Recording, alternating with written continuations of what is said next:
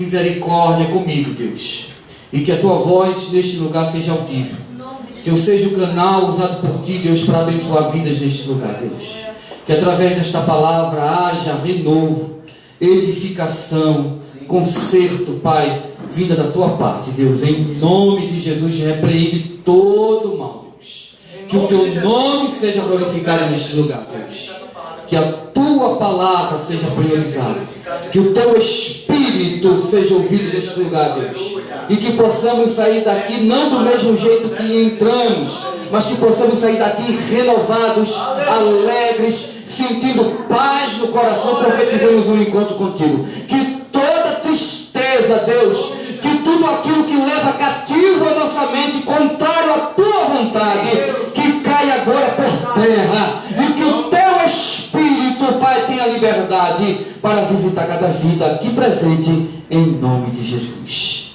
Abram aí a sua Bíblia, aproveitem de pé, no livro de João, capítulo de número 4. João, Evangelho de João, quarto Evangelho, de número 4, o capítulo, e vamos ler a partir do versículo de número 3. Capítulo 4 do Evangelho de João, versículo a partir do número 3. Aleluia.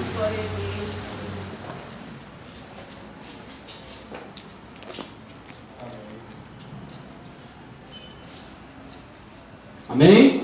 Amém? Diz a palavra do Senhor. E deixou a Judeia, retirando-se outra vez para a Galileia, e era-lhe necessário atravessar a província de Samaria. Chegou, pois, a uma cidade samaritana chamada Sicar, perto das terras de Jacó, que Jacó dera a seu filho José. Estava ali a fonte de Jacó. Cansado da viagem, assentando-se Jesus junto à fonte por volta da hora sexta, nisso veio uma mulher samaritana tirar água.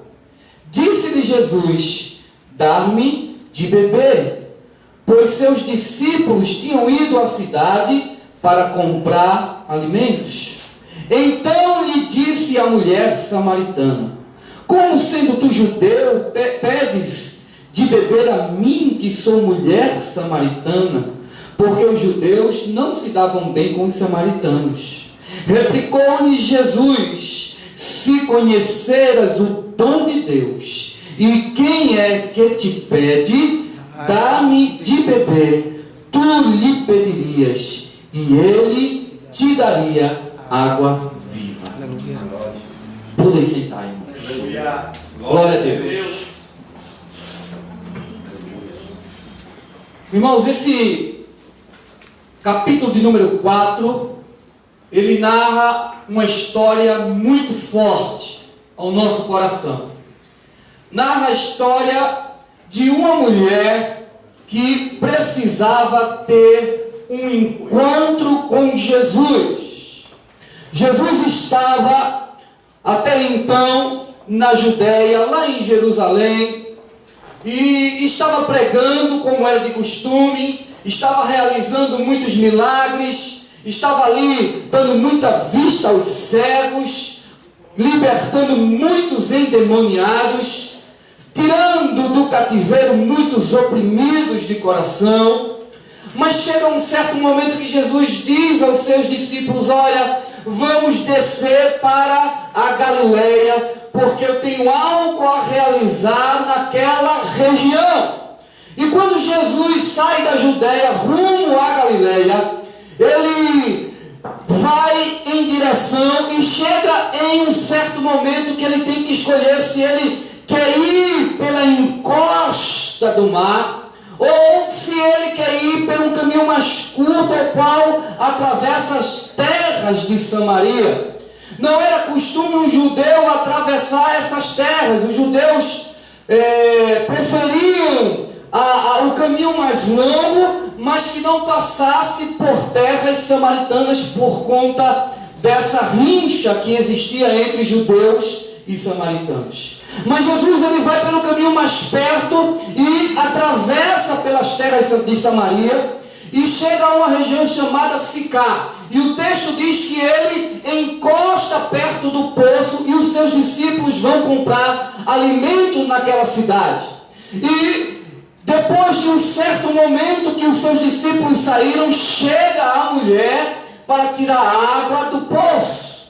E quando nós lemos essa história, nós conseguimos extrair algumas verdades, pérolas para o nosso coração, algumas verdades que servem de ensinamento para a nossa vida. E nós vemos que nesse encontro algo sobrenatural acontece na vida daquela mulher. E alguns ensinamentos chegam ao nosso coração por conta deste encontro. O primeiro ensinamento que o texto nos mostra é que nós não devemos ter medo de investir no poço. Nós não temos que ter medo de investir no poço que está à nossa frente. Olha lá, Jacó cavou este poço 1000 anos aproximadamente antes deste encontro com Jesus. Na época que Jacó cavou este poço, esse poço apenas serviu para dar água e matar a sede física. Mas Jacó não sabia que 1000 anos depois, o investimento que ele estava fazendo alcançou uma vida para ter um encontro com Jesus. Não sei se você está entendendo. 1000 anos atrás Jacó investiu neste poço, mas o resultado só veio 1000 anos depois, com a salvação de uma alma, com a transformação de uma vida. Muitas vezes nós temos medo de investir, nós temos medo e receio de investir naquilo que Deus tem colocado na nossa mão.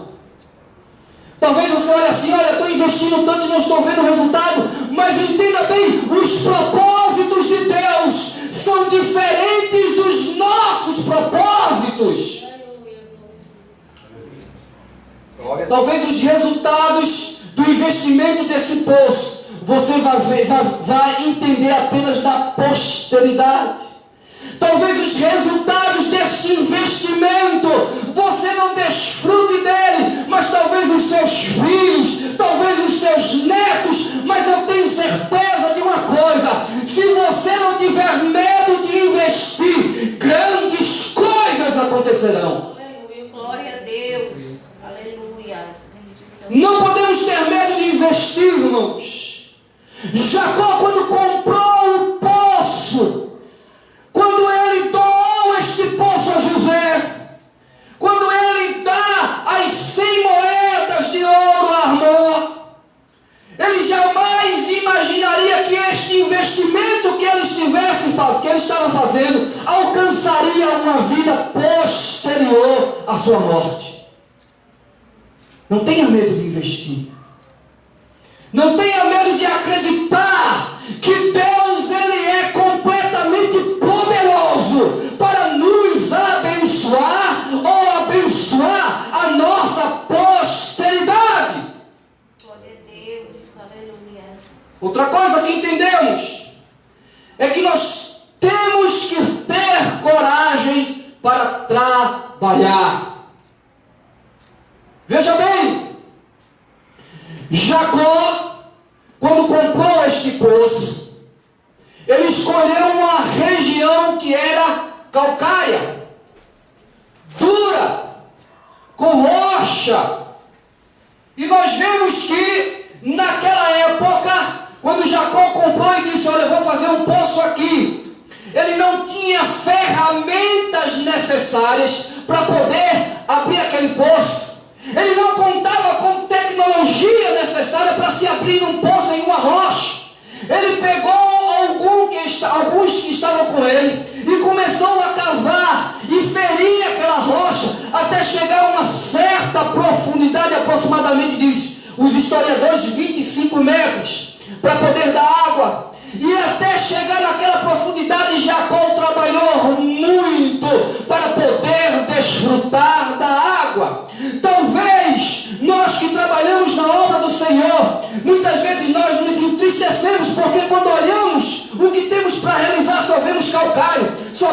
pedra. Mas eu quero dizer nesta noite, igreja do Senhor, se você acreditar, se você tiver bom ânimo como teve Josué, você vai começar a cavar, você vai começar a trabalhar e você vai desfrutar de uma água cristalina.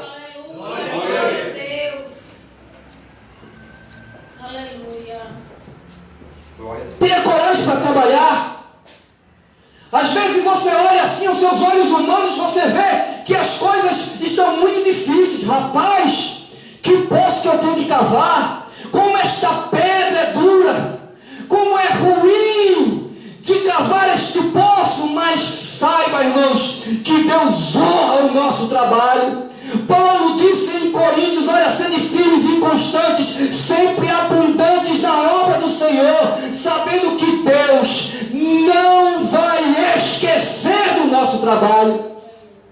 Glória a Deus. Trabalhe.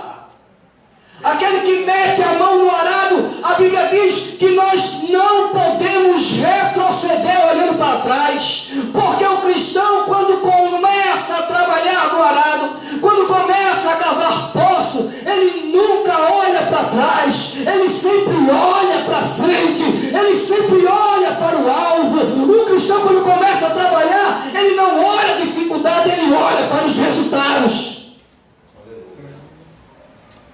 E é isso que eu quero que nós entendamos nesta noite. Que precisamos investir neste poço.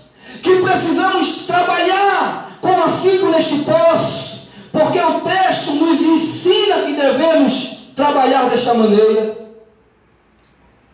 Outra coisa que o texto diz é que precisamos criar altares que realmente sejam verdadeiros. Precisamos criar altares que realmente façam a diferença. Quando nós nos reportamos a altar, nós começamos a imaginar muitas vezes essas mega igrejas, mega construções que nós temos aí, templos que são feitos à imagem de um templo lá de Israel. Vemos pessoas mais preocupadas, lideranças mais preocupadas com a estrutura física de um templo do que o cuidado com o ser humano. Nós vemos muitas vezes essas megas construções que servem apenas para embelezar os olhos, mas dentro o altar está vazio. Dentro não há fogo de Deus. Dentro não há Espírito Santo de Deus. E precisamos entender que altar, irmãos, é preciso ter fogo do Espírito. Olha lá, quando Jacó construiu este poço, está lá em Gênesis 33:20.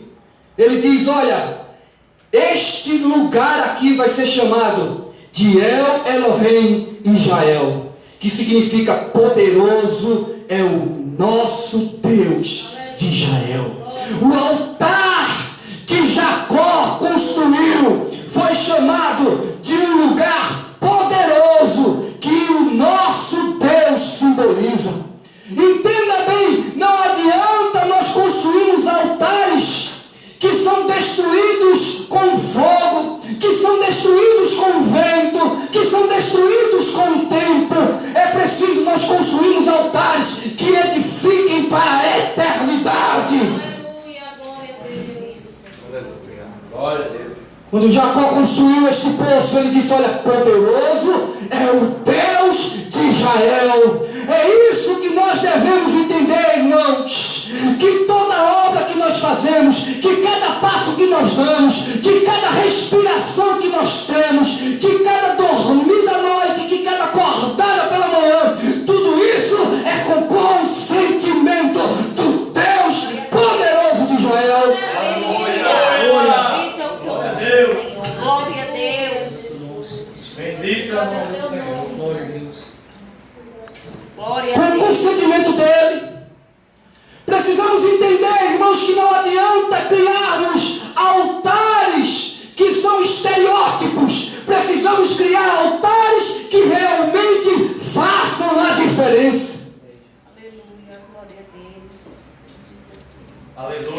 Não adianta, irmãos, construirmos altares se esse altar não for um altar verdadeiro, se esse altar realmente não tiver fogo de Deus. Olha lá, Elias mandou construir um altar e ainda jogou água para dificultar aquele altar pegar fogo, mas ele disse assim: olha, em nome de Deus, eu sei que o Senhor me honrará. E eu tenho certeza que no coração de Elias, ele tinha um voto, já sabia que este voto já seria cumprido. E diz que quando Elias orou, em poucos minutos, o fogo desceu do céu e consumiu aquele altar. Um altar verdadeiro, não falta fogo. Glória a Deus. Aleluia. Precisamos de fogo de Deus. Precisamos construir um altar verdadeiro. Porque nós vivemos uma época de oba-oba. Olha lá, né? Aquela igreja, aquele mega pregador, né? Aquele movimentozinho ali que às vezes começa com tanta ênfase, né? Com tanto movimento, mas depois vai se esfriando. Irmãos, altar verdadeiro gera transformação. Glória a Deus. Jesus estava diante de um altar, e este altar, naquele encontro com aquela mulher, gerou transformação. Aquela mulher edificou um altar que gerou no seu coração transformação. Aleluia. Muitas pessoas dizem: olha, eu estou edificando um altar verdadeiro. Mas para o altar ser verdadeiro, irmãos, é preciso ter transformação. Aquela mulher saiu de lá como uma mulher, entrou lá para aquele encontro com Jesus como uma mulher adúltera, excluída pela sociedade. Mas depois deste encontro, depois deste altar que foi erguido na sua vida, ela saiu de lá como uma mulher que nasceu de novo, não pela carne, mas pelo poder do Espírito Santo. Glória a Deus. Aleluia. Altar verdadeiro gera isso. Transformação. Outra coisa que nós aprendemos com o texto é que é preciso quebrar e vencer as barreiras. Jesus, neste capítulo 4, versículo 4, ele diz assim: olha, é necessário eu passar por Samaria. É necessário eu entrar naquela cidade. É necessário eu ter um encontro com aquela mulher. É necessário eu ouvir o que eu tenho para falar. É necessário Jesus estar nesta noite aqui neste lugar para mudar a história da nossa vida, para animar o nosso coração, para gerar um renovo espiritual na nossa vida, para mostrar para você que nada está perdido, que quando Jesus está conosco, nada é impossível. Glória a Deus, aleluia. Louvado é teu nome, Deus. Louvado a Deus. Veja só, existia uma grande rixa entre samaritanos e judeus. Tudo isso porque o último rei de Israel, chamado Oséias, ele começou a maquinar para não dar tributo ao rei Salmanassar, que era o rei da Síria. E em 722 a.C. houve uma sitiação na cidade de Samaria. Durante 3 anos esse rei com seu exército sitia aquela cidade. E no final dos 3 anos Israel sucumbe. E o que é que aquele rei assírio faz? Olha, vou levar só os ricos e poderosos, deixando na cidade só os pobres. Aí sabe o que é que ele faz?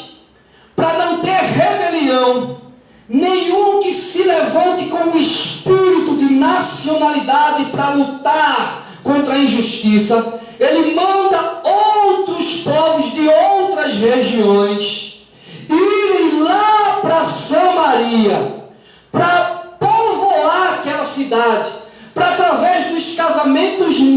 da multiculturalista e também da multivisão dos vários povos impedisse uma revolta contra ele, dos pobres que ficaram lá.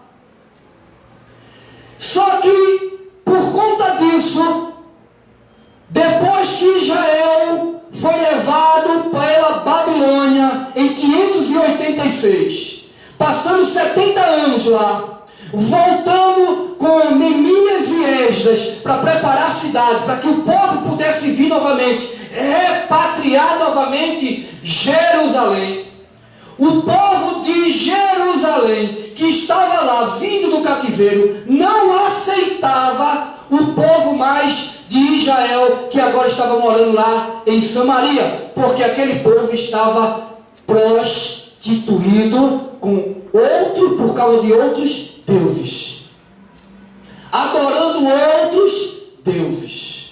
Havia uma prostituição religiosa em Samaria. Foi por isso que o povo lá de Jerusalém não aceitou Samaria para que ele viesse se juntar a Jerusalém. E aquele povo ficou excluído. E houve uma revolta no século XIX da era cristã, ao qual os samaritanos entraram lá no templo e ofereceram sacrifício naquele lugar, e sacrifício impuro, e isso revoltou ainda mais a ira dos judeus. Era por isso que existia uma grande rixa e desavença entre os judeus e samaritanos. Por isso que toda vez que um saía da terra da Judeia para ir para a Galileia, eles preferiam pegar um caminho mais longo para não passar e nem pisar nesta terra, porque eles achavam esta terra imunda por conta do que houve no passado. E aí surge Jesus, chega àquela cidade. E Jesus, quando olha para aquela mulher, ele começa a quebrar e vencer as barreiras multiculturais. Irmãos, muitas vezes nós estamos vivendo em um cenário que precisamos realmente quebrar e vencer barreiras. Muitas vezes estamos dentro da igreja, mas nós estamos com o coração inchado com o irmão. E por conta disso deixamos de ser abençoados. Precisamos, irmãos, para sermos abençoados, quebrarmos estas barreiras e vencermos essas dificuldades. Aleluia. Glória a Deus. Porque enquanto não sairmos deste estado de comodismo, de bem-estar, e não quebrarmos estas barreiras, e não lutarmos para sermos mais do que vencedores em todas as coisas, a começar pelo nosso coração, nós nunca desfrutaremos do poço que Deus preparou para nós.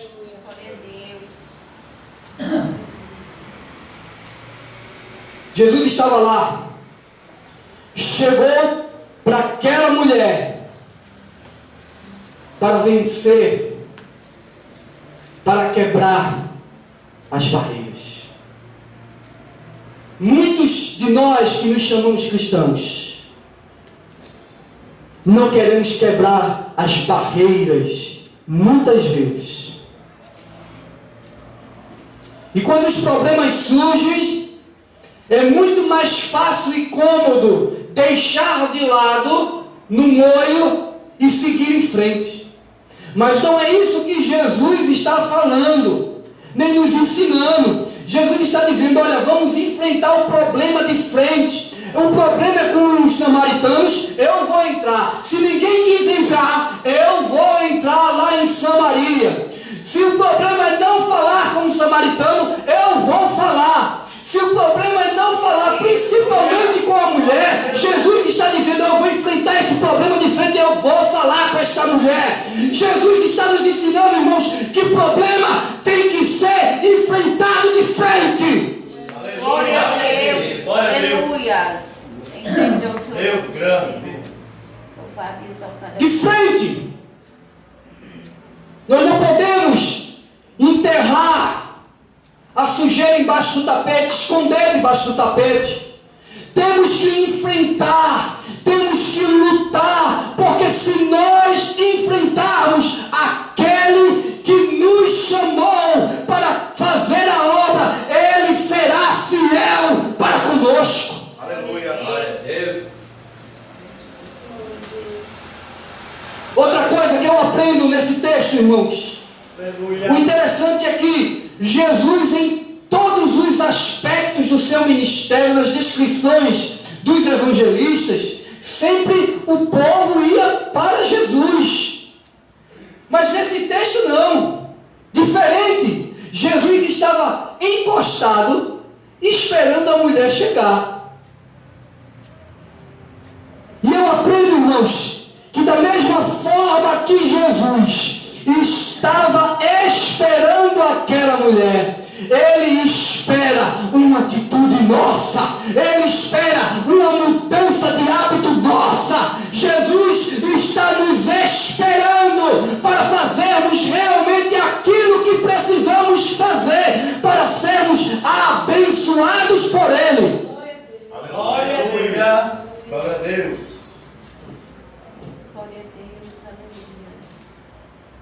Jesus está nos esperando. Imagina a cena. Imagina essa cena, irmãos. Os discípulos saindo, Jesus sozinho em um lugar. Foram comprar comida. Jesus encosta por ali. Vem uma mulher, meio-dia.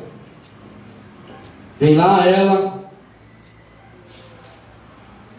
Pega a corda. Vai lá, começa a tirar água. E Jesus diz: opa, eu quero um pouquinho. Eu quero um pouco de água. Jesus estava esperando aquela mulher. Da mesma forma, irmãos, que Ele está esperando a gente no nosso lar. Faça do seu lar um lar abençoado, porque Jesus mora lá. Da mesma forma que Jesus está esperando você no seu trabalho.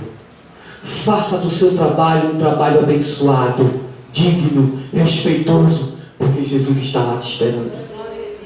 Faça da sua igreja um lugar abençoado, santificado, porque Jesus, antes mesmo de você colocar a roupa, antes mesmo de você colocar o seu perfume caro, Jesus já estava aqui te esperando. Glória a Deus.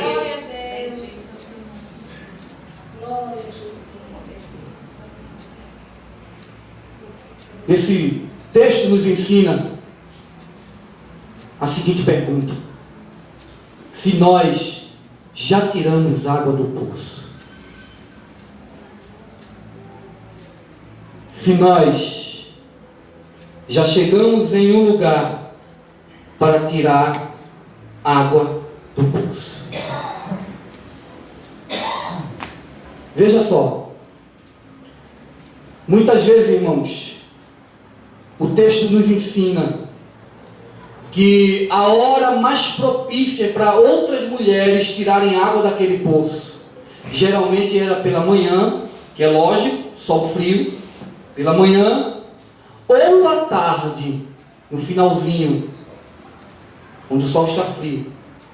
Quando aquelas mulheres tiravam, que eram várias mulheres que moravam naquela região, era costume as mulheres irem tirar água no Oriente Médio.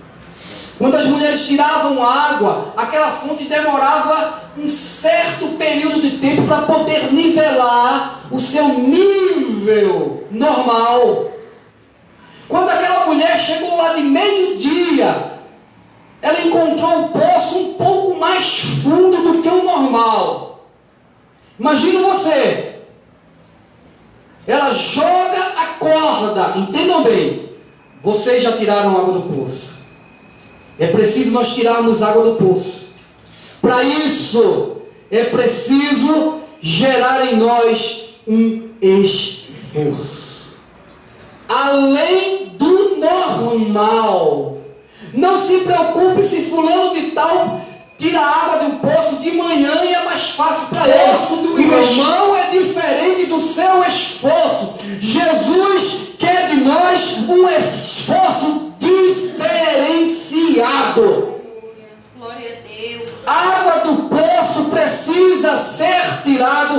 um esforço diferenciado.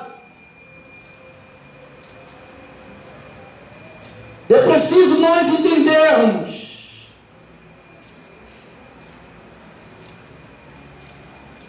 que o esforço é necessário para que a água possa ser bebida. Outra coisa que nós precisamos entender para que a gente possa tirar a água do poço, além do esforço, é preciso nós entendermos que aquela mulher, quando chegou para tirar água no poço, ela não tirava a água em pé. Ela geralmente, por conta do muro de proteção, ficava de joelhos, que simboliza humilhação. Quem quer tirar a água do poço, além do esforço, é preciso entender que tem que haver humilhação diante de Deus. A palavra do Senhor diz: olha, aqueles que são humilhados serão exaltados. Humilhai-vos perante a potente mão de Deus, para que no tempo certo vós sejais exaltados. Glória a Deus, aleluia. É preciso haver humilhação diante de Deus, reconhecimento de dependência total de Deus. Glória a Deus, aleluia. Bendito é o teu nome, Senhor. Terceira coisa, para você aprender como se deve tirar água do poço, é que quando aquela mulher jogava a corda com um cântaro no final e puxava aquela corda, no final da sua jornada até em cima, para ela pegar a água, quando ela pegava o cântaro, ela via uma água cristalina que refletia a sua face. Para que a gente possa tirar a água do poço, é preciso nós conhecermos e examinarmos a nós mesmos. Glória a Deus. Glória a Deus. Porque tem muita gente que não tira a água do poço, que aponta o dedo para o irmão sem olhar para si, porque ele nunca tirou a água do poço. Ah, porque a irmã Débora anda com aquele sapato assim, não, que o irmão Júnior tem aquela barba assim e age assim. Sabe por que esses comentários? Porque nunca tirou água do poço. Quem tira a água do poço, irmãos, enxerga a si mesmo, examina-se a si mesmo, Glória a Deus. entende que o seu relacionamento com Deus é interpessoal, individual. Glória a Deus, aleluia. Outra coisa que eu entendo diante dessa jornada, muitas vezes, irmãos, é que no meio, a cada jornada que aquela mulher ia ao meio-dia, porque foram várias jornadas, ela nunca teve uma experiência tão forte como ela teve naquele dia. Ela estava conhecendo a si mesmo para poder viver uma vida saudável com Deus. Glória a Deus. Aleluia. Jesus estava ali, mas Jesus tinha um objetivo. Eu entendo isso. Que Jesus estava procurando verdadeiros adoradores. Glória a Deus, aleluia. Jesus ainda está até hoje procurando verdadeiros adoradores. Tem verdadeiros adoradores aqui hoje? Glória a Deus. Quando aquela aquela mulher disse: olha, eu sei, foi Jacó que construiu este povo, eu sei que a salvação vem ali do Monte Gerazim. Não, mas que os judeus, Jesus fala, né, a salvação vem pelos judeus. Mas o importante, irmãos, é nós entendermos que os verdadeiros adoradores adoram ao Senhor com o Espírito de verdade. Que chegará um tempo, e já chegou, que não é o espaço físico que faz a importância, que leva tanta ênfase, mas é justamente o momento que passamos em comunhão uns com os outros, quando nós pronunciamos o nome de Jesus, sabendo que Ele tem todo o poder para salvar o homem, para restituir o homem de todo o pecado. Quando nós nos reunimos desta forma, nós adoramos de uma maneira que os céus glorificam o nome do Senhor. Glória a Deus. Glória a Deus. Glória a Deus.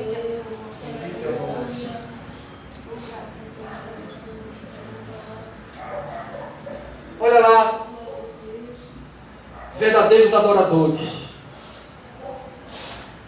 Quando Jesus fala com aquela mulher, Jesus diz assim: olha, eu sei que tu tiveste 5 casamentos, e que o que tem agora não é teu. Ou seja, era casado, ela tinha esse relacionamento que ela estava vivenciando, esse homem que ela estava tendo essa relação afetiva, era casado.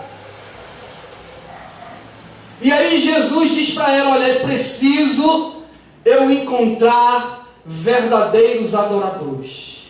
Quando Jesus olha para aquela mulher e toca naquela ferida, Jesus, ele faz uma comparação entre o estado matrimonial ou o estado amoroso daquela mulher, e relembra, ele quer lembrar para ela, para que haja adoração verdadeira, é preciso nós entendermos a comunhão que há com a noiva e com o noivo, com a igreja e com Cristo. Só há adoração verdadeira quando a noiva é submissa ao noivo, quando a noiva não deixa azeite faltar para quando o seu noivo chegar.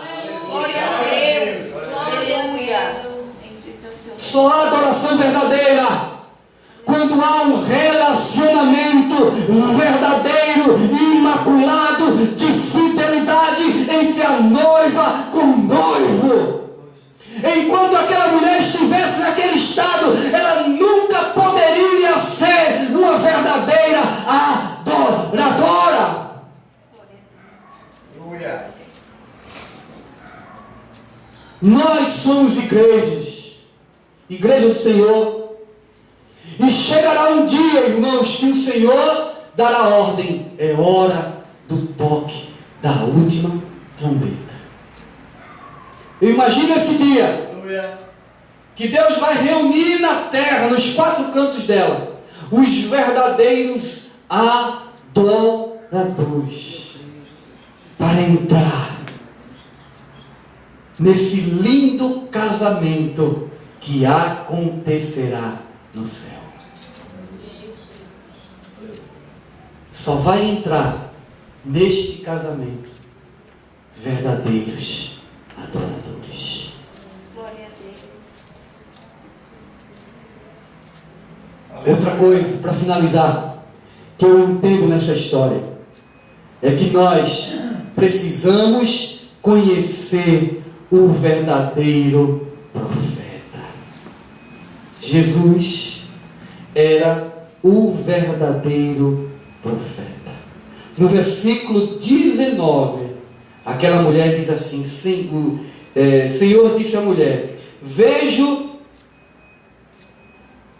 diz a mulher assim para Jesus: vejo que tu és profeta. Quando ela diz isso,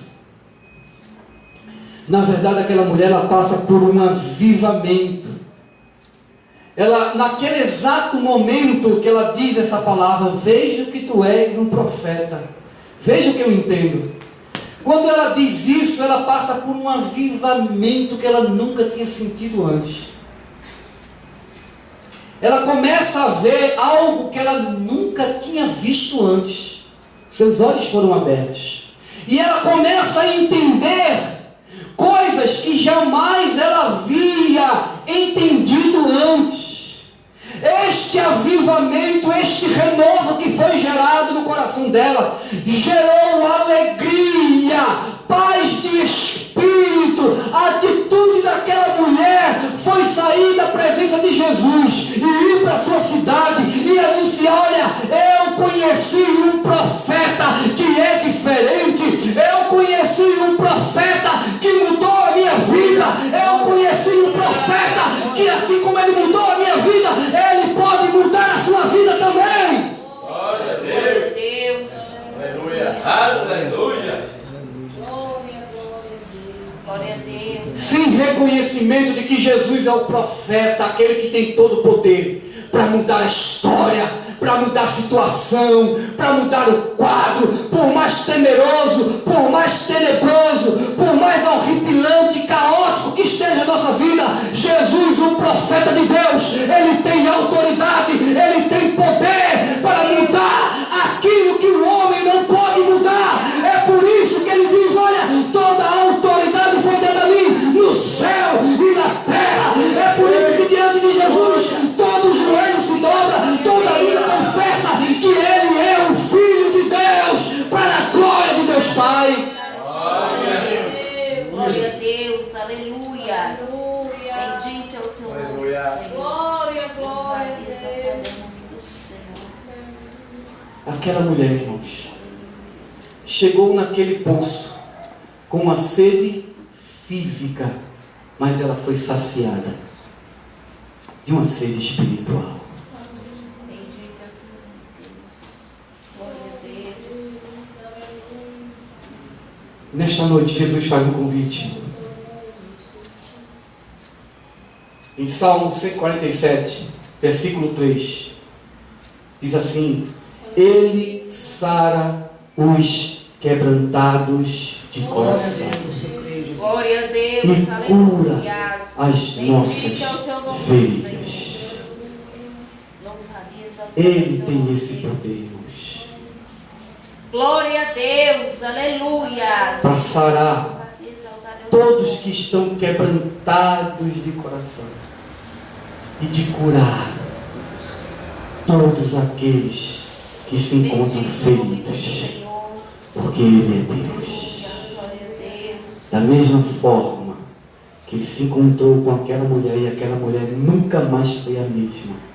Essa deve ser a nossa atitude diante deste encontro que nós temos diariamente com o Mestre, de nunca sermos a mesma pessoa. Glória a Deus, aleluia. Nunca sermos a mesma pessoa. Então que nesta noite, Igreja do Senhor, saiba que da mesma forma que houve necessidade de muita pressa de Jesus passar por Samaria, há uma necessidade dele também dizer para cada um de nós que ele nos ama e que ele não Glória a Deus, nos aleluia. abandonará. Bendito é o teu nome, Deus. Porque é a promessa dele.